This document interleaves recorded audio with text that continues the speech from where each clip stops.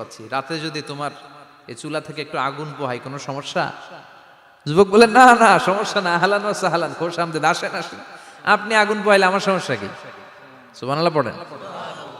আল্লাহ শুকরিয়া করে উনি বসলেন আর আগুন পোহাচ্ছেন, আর খেয়াল করলেন যুবক রুটি বানায় আর পরে আস্তাগফিরুল্লাহ, রুটির দলা বানায় পরে আস্তাগফিরুল্লাহ, খামির বানায় আর পরে আস্তাগফিরুল্লাহ, রুটি নিয়ে উনুনের ভিতরে চুলার ভিতরে সেকা দেয় আর পরে আস্তাগফিরুল্লাহ, দোকানদারের কাছে কেউ আসলেই সে রুটি দেয় আর পরে আস্তাগফিরুল্লাহ, ক্রেতার কাছ থেকে টাকা নিয়ে ক্যাশ বক্সে রাখে আর কি পড়ে, আবার রুটি বানানো শুরু করে আর কি পড়ে, খালি এইটাই পড়তেছে। ইমাম আহমদ ইবনে হাম্বল তো অবাক, কিরে এটা আবার কেমন যুবক, খালি আস্তাগফিরুল্লাহ।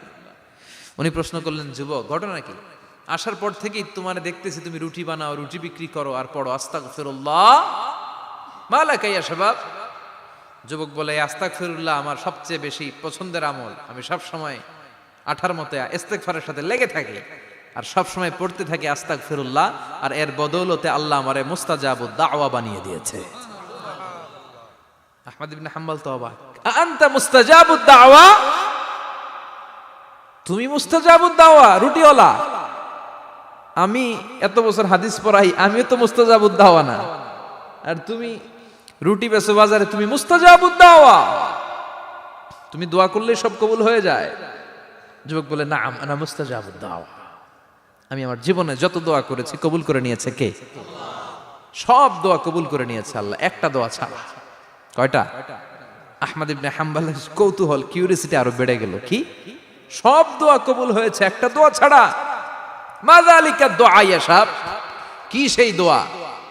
যুবক এবার বলতে শুরু করলো, আমার জীবনে যে দোয়াটা আল্লাহ কবুল করে নাই সেটা হচ্ছে আমি আল্লাহর কাছে অনেক চেয়েছি, অনেক দোয়া করেছি যে আল্লাহ, শুনেছি এই জামানার সবচেয়ে বড় মুহাদ্দিস, তার নাম নাকি ইমাম আহমদ ইবনে হাম্বল, আল্লাহ তোমার কাছে আমার চাওয়া আমি যেন এই ইমাম আহমদ ইবনে হাম্বলরে দেখে মরতে পারি, আমি যেন ইমাম আহমদ ইবনে হাম্বলের হাতে হাত রেখে মুসাফা করতে পারি আর তার কপালে একটা চুমু এঁকে দিতে পারি।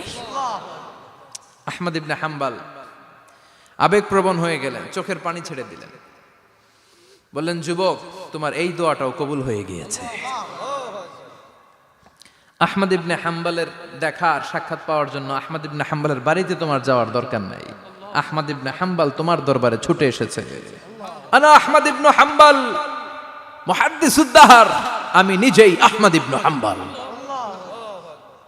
যুবক চোখের পানি ছেড়ে দেয়, আহমদ ইবনে হাম্বল চোখের পানি ছেড়ে দেয়।